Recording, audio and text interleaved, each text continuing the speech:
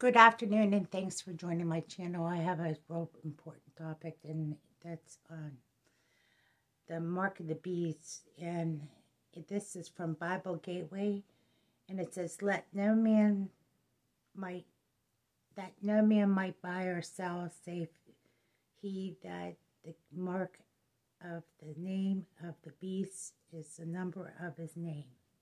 Now, whenever we talked about this, I was exploring some different channels.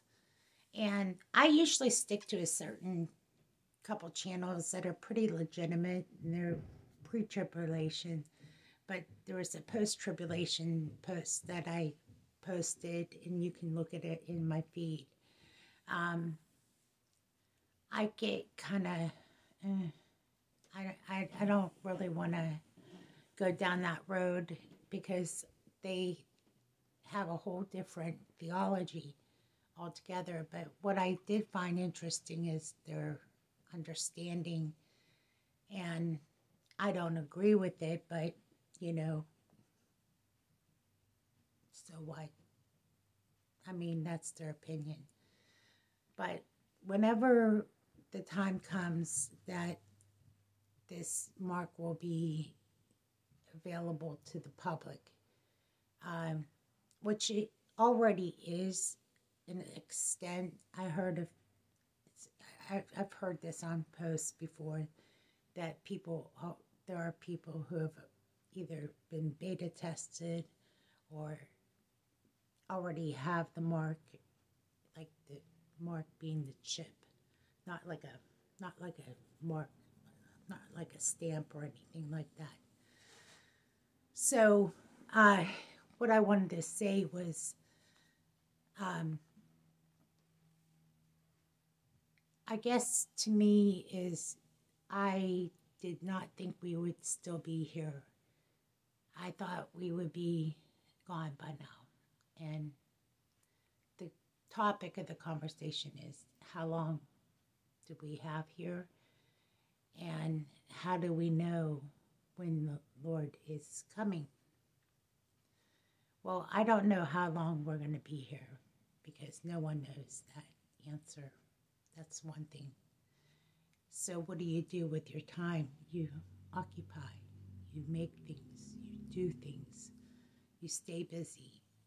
You just don't have any idle time. Idle time is the devil's playground. Like I make things, okay? Like I posted that and somebody didn't like it, so they unfriended me. So it's like, okay, you don't like me? Too bad. But like I make things and I create things and I try to do things that are fun. And I'll post some things like that on my channel, like something exciting, like to encourage other people to do other things with their time. Woodworking, things like that. Anyway, so what was the next question that I asked? Okay, well, one, we don't know when the Lord is coming, and how will we know? There's a sign in the heavens, and I think my question is about this, how will we know when the Lord is coming? I really believe it's going to be the Bethlehem star. This is just my guess. But I think that it's either the Bethlehem star or some type of bright morning star. That's the only thing that I could come up with in this whole like decision making idea. Like it has to be bright because everybody has to be able to see the Lord coming. And then, the people that aren't saved are going to fall on their feet and fall to their knees and repent and all that stuff. So these are some things that I've been pondering. Sorry. Why is it that we're still here? This really tears me up a lot. Like, I don't want to be here much longer, and I didn't want to be here anyway. But what I tell people who are new Christians who are facing tragedies, divorces, personal struggles, like I try to encourage them, like this is just temporary because you are leaving this physical world for heaven, so that usually gives them encouragement, and that usually helps a lot, in that situation. But I don't know what might be churning in your gut, but watching this whole thing with the banking situation and the wars, the Lord said in Matthew 24, do not be distressed by these things that are coming about, because right now that's was predicted. This is right out of prophecy, right out of the Bible. So we just have to wait and see. It's just a wait and see game.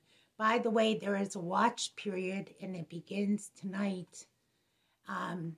According to the Jewish calendar, the new year in the Jewish calendar is the 16th and the 17th, and I believe that's the watch period. They say that the Super Shemitah, or the Shemitah, there's two ways to look at this, and you go on Wally Tron's website, he explains it a lot better.